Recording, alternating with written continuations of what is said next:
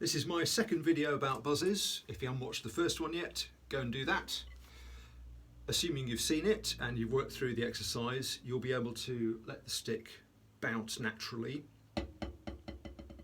You'll have explored how the position of your fulcrum on the stick affects the bounce. So in this video we're going to go through the basic buzz stroke. So all we need to do really is speed up the natural bounce of the stick to create a buzz. You might have discovered already, if you squeeze the stick, it will speed up.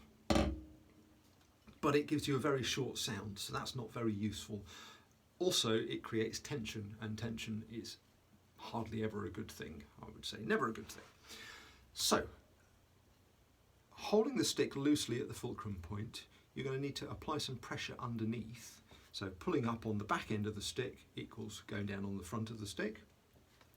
Most of the time I just use the tip of my first finger pulling upwards like so. In practice in the air, pulling the stick into your hand.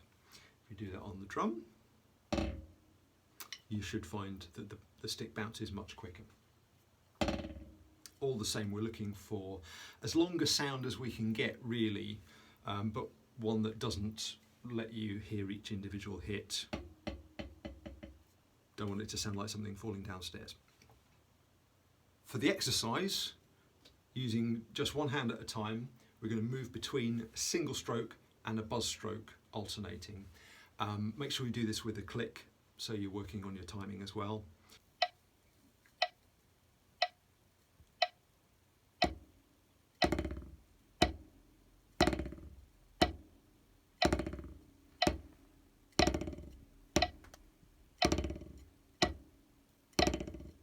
As usual, make sure you practice this with both hands. You want to get just as comfortable with each hand doing this.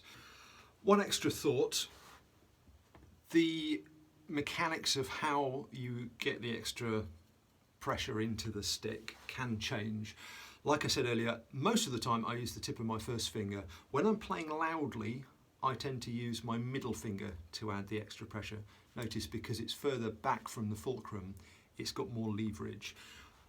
But because it's further from the fulcrum, it gets in the way more. So if you use it at low dynamics, then you end up with a very short sound again.